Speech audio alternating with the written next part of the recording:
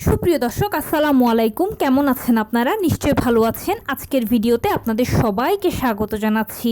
আজকে আমি আপনাদের সাথে খুব ইম্পর্ট্যান্ট একটা টপিক নিয়ে আলোচনা করব, আর সেটা হচ্ছে ডাক্তার যদি আপনাকে সাপোর্ট না করে তখন যে সকল ক্ষেত্রে আপনি নিজেই নর্মাল ডেলিভারির জন্য অপেক্ষা করতে পারবেন।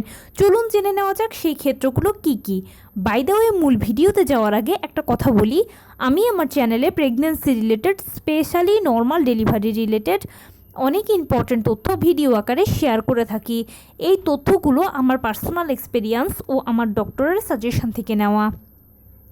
তাই আমার চ্যানেলটিকে যদি একবার আপনারা ভিজিট করেন তাহলে আপনারা আপনাদের প্রশ্নাতীত মনের অনেক প্রশ্নের উত্তর পেয়ে যেতে পারেন। আমন্ত্রণ জানাবো আমার চ্যানেলটিকে একবার ভিজিট করে দেখার জন্য। এবারে চলুন মূল আলোচনায় যাওয়া যাক। আমি শুরুতেই বলেছি আজকে আলোচনা করব যে সকল ক্ষেত্রে ডাক্তার সাপোর্ট না করলেও আপনি নিজেই নর্মাল ডেলিভারির জন্য অপেক্ষা করতে পারবেন। দেখুন, আমরা সবাই জানি যে নর্মাল ডেলিভারিটা সিজারের তুলনায় খুব ভালো। কেননা সিজার হলো একটা ছোটোখাটো অপারেশনের আগে পরে বিভিন্ন ধরনের ঝুঁকি থাকে, বিভিন্ন ধরনের সাইড ইফেক্টস থাকে। সিজারিয়ান পেশেন্টকে সারা জীবনভর কিছু না কিছু নিষেধাজ্ঞা মানতে হয়, বিভিন্ন ধরনের রোগশোকও বহন করতে হয়। আর নর্মাল ডেলিভারির পেশেন্ট বা নর্মাল ডেলিভারি প্রসেস সব কিছু থেকে সেফ ও সিকিওর। নর্মাল ডেলিভারির পেশেন্টও সারা জীবন ভালো থাকেন। সেজন্য আমরা সবাই নর্মাল ডেলিভারিকে পছন্দ করি। সন্তান জন্মদানের ক্ষেত্রে নর্মাল ডেলিভারিটাই আমাদের প্রায়োরিটি লিস্টে সবার আগে থাকে। ইনফ্যাক্ট আমরা যখন প্রথম কনসিভ করার পরে আপনি যে ডাক্তার দেখাবেন সেই ডাক্তারও কিন্তু আপনার যে প্রথম থেকে ট্রিটমেন্টটা সেটা নর্মাল ডেলিভারিকে মাথায় রেখে করবেন। আপনি নর্মাল ডেলিভারির পেশেন্ট হিসেবেই কিন্তু ওনার কাছে কাউন্টিংয়ে থাকবেন। কিন্তু বর্তমান সময়ে কিছু কিছু অসাধু ডাক্তার রয়েছেন বা কিছু কিছু অসাধু ডায়াগনস্টিক সেন্টারগুলো রয়েছে যারা নিজেদের স্বার্থসিদ্ধি হাসিলের জন্য নর্মাল ডেলিভারির পেশেন্টকেও ভুলভাল বুঝিয়ে সিজারের দিকে পাঠিয়ে দিচ্ছে। যার ফলে হচ্ছে কি, বর্তমান সময়ে প্রচুর অপ্রয়োজনীয় সিজার হচ্ছে।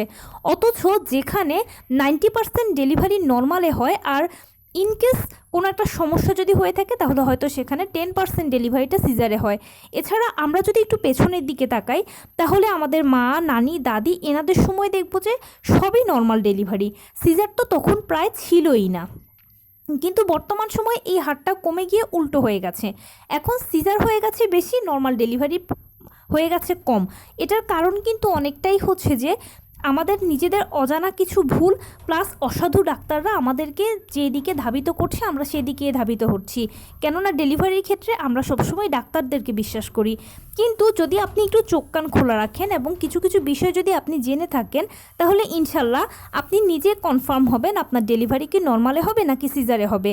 বা আপনি ডাক্তার সাপোর্ট না করলে নিজেও নর্মালের জন্য অপেক্ষা করতে পারবেন। তো কোন বিষয়গুলো দেখলে আপনি আসলে শিওর হবেন?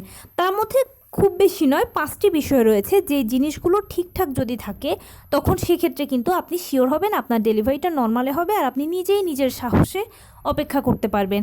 এর মধ্যে প্রথমেই হচ্ছে আপনার বাচ্চার ওজন। আপনার বাচ্চার ওজন যদি 2.5 থেকে 3 কেজির মধ্যে হয় তাহলে সেটা নর্মাল ডেলিভারির জন্য একদম ঠিক আছে। আবার 3.5 কেজি হলেও সমস্যা নেই, 3.5 কেজির বেবিও নর্মালে হয়ে থাকে। তবে 3.5-এর থেকে যদি একটু বেশি হয় তখন সেক্ষেত্রে নর্মাল ডেলিভারিটা একটু কঠিন হয়ে যায়। এরপরে বেবির প্লাসেন্টা যদি অ্যান্টেরিয়র, পোস্টেরিয়র অথবা ফান্ডাল হয় তখন সেক্ষেত্রে নর্মাল ডেলিভারির জন্য ঠিক আছে। বেবির সার্বিক সুস্থতা, আপনার গর্ভের বাচ্চাটা কি সার্বিকভাবে সুস্থ আছে কিনা, মানে গর্ভকালীন যে সমস্যা সেগুলো তার কোনো নেই, গর্ভের ভিতরে মোটামুটি সুস্থ আছে, গলায় নাড়ি পেঁচানো নেই, এ ধরনের কিছু নেই, মোটামুটি সে সুস্থ আছে। এই জিনিসটা যদি দেখেন তাহলে বুঝবেন যে আপনার বেবি নর্মাল ডেলিভারির জন্য ফিট আছে। গর্ভের পানি অথবা অ্যামনিওটিক ফ্লুইড, এটা খুব গুরুত্বপূর্ণ একটা ব্যাপার। গর্ভের পানি বা অ্যামনিওটিক ফ্লুইডের পরিমাণ কিন্তু 5 থেকে 25 সেন্টিমিটার হতে হবে নর্মাল ডেলিভারির জন্য। আপনার কত আছে সেটা একটু চেক করে দেখবেন। এবং ফাইনালি আপনি সার্বিকভাবে সুস্থ আছেন কিনা, মানে আপনার গর্ভকালীন যেই অসুবিধাগুলো আছে, যেমন ধরুন হাতে পায়ে ব্যথা, হাতে পায়ে পানি এসে যাওয়া, হাত পা ফুলে যাওয়া বা গর্ভকালীন যে কষ্টগুলো আছে এগুলো বাদ দিয়ে আপনার অন্য কোনো জটিল রোগ নেই তো, যেমন ডায়াবেটিস, হাই ব্লাড প্রেশার, গলব্লাডারের সমস্যা এগুলো নেই তো, এসব কঠিন কিছু যদি না থাকে, আপনি যদি মোটামুটি সার্বিকভাবে সুস্থ থাকেন তাহলে ধরে নিতে পারেন যে আপনার ডেলিভারিটা নর্মালে হবে। আর আপনি যখন লাস্ট মানে 9ম মাসে আলট্রাসোনোগ্রামটা করাবেন, লাস্ট চেক আপটা করাবেন, সেখানে আলট্রা রিপোর্টে আপনি সব কিছু স্পষ্ট দেখতে পাবেন। নিজে একটু যদি খেয়াল করেন তাহলে বুঝতে পারবেন। আর যদি আপনার বুঝতে কষ্ট হয় তাহলে যেই ডাক্তার আলট্রাসোনোগ্রাম করাচ্ছেন ওনাকে একটু কষ্ট করে জিজ্ঞেস করে নেবেন। উনি যদি সব কিছু ঠিকঠাক বলে তাহলে আপনি ধৈর্য ধরে নর্মালের জন্য অপেক্ষা করবেন। নর্মাল ডেলিভারির ক্ষেত্রে একটা ব্যাপার জেনে রাখাটা খুব প্রয়োজন, সেটা হচ্ছে প্রথম কনসিভ করার পরে আপনার ডাক্তার আপনাকে যে ইডিডি বা এক্সপেক্টেড ডেলিভারি ডেট, সম্ভাব্য যে ডেলিভারি তারিখটা দিয়েছে সেই তারিখ পর্যন্ত তো আপনি অপেক্ষা করতে পারবেনই। সেই তারিখের ভেতর যদি ডেলিভারি না হয় তাহলে এরপরে আপনি আরও এক্সট্রা 7 দিনও অপেক্ষা করতে পারবেন। তবে সেক্ষেত্রে শর্ত হচ্ছে আপনারা মা বাচ্চা উভয়ই ভালো থাকতে হবে। বাচ্চার নড়াচড়া নিয়মিত 10 বার বা আগে যেরকম পেতেন এরকম পেতে হবে, সব কিছু ঠিকঠাক থাকতে হবে। এই 7 দিনের মধ্যেও যদি ডেলিভারি না হয় তারপরেও আরও 2 দিন, 3 দিন, 5 দিন অপেক্ষা করতে পারবেন। সেক্ষেত্রেও নির্ভর করবে আপনার সন্তান আপনি কতটা সুস্থ আছেন। এর মধ্যে যদি 40 সপ্তাহ পেরিয়ে যায়, আবারও বলছি এর মধ্যে যদি 40 সপ্তাহ পেরিয়ে যায়, ডেলিভারি যদি তখনও না হয় এরপরে সিজার লাগবে। কেননা 40 সপ্তাহ পরে বাচ্চাদের মায়ের গর্ভে অক্সিজেনের লেভেল কমতে থাকে, বাচ্চারা গর্ভের ভেতর টয়লেট করে দেওয়ার একটা বড় প্রবণতা থাকে, সেই টয়লেট খেয়ে ফেললে তারা মারা যাওয়ার একটা বড় ঝুঁকি থাকে।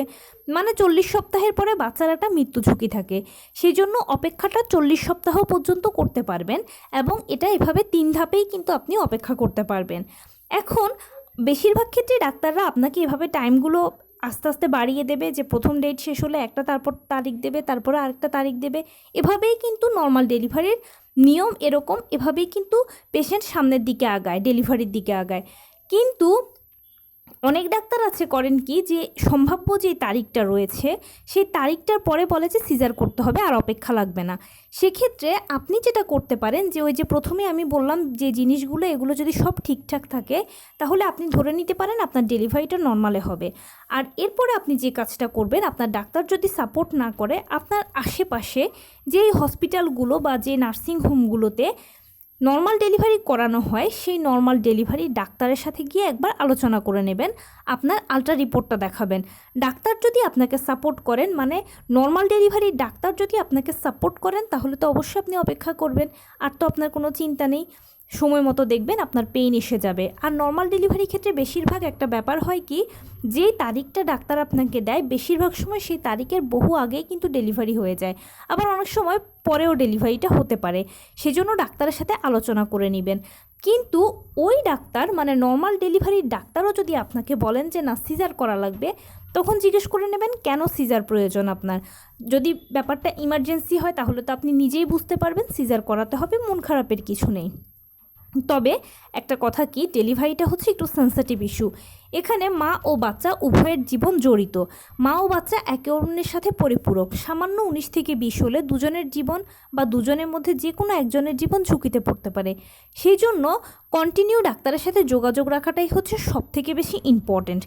যেই জিনিসগুলো আমি কথা বললাম এগুলো ঠিকঠাক দেখলে আপনি নর্মাল ডেলিভারির জন্য অপেক্ষা করতে পারবেন। তবে প্রতিবারেই কিন্তু অবশ্যই ডাক্তারের সাথে আলোচনা করে নেবেন, যোগাযোগ করে নেবেন। ডাক্তার যদি সাপোর্ট না করে তখন কিন্তু সেক্ষেত্রে আপনি যদি বাড়াবাড়ি পর্যায়ে যান তাহলে সম্পূর্ণ ঝুঁকিটা আপনার থেকে যাবে। সেজন্য অবশ্যই যেটাই করেন চিন্তাভাবনা করে পা ফেলবেন, সামনের দিকে আগাবেন। তবে একটা কথা সবসময় মাথায় রাখবেন যে আপনার সন্তান যেন সুস্থ সবলভাবে পৃথিবীতে আসে, এটাই আপনি সবসময় প্রার্থনা করবেন।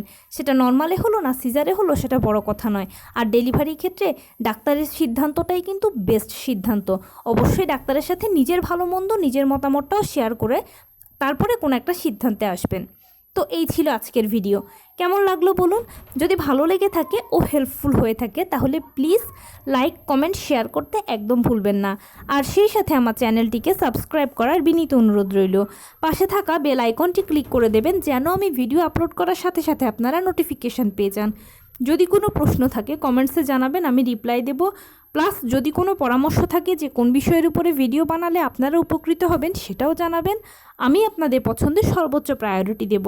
ভালো থাকবেন, সুস্থ থাকবেন। আসসালামু আলাইকুম।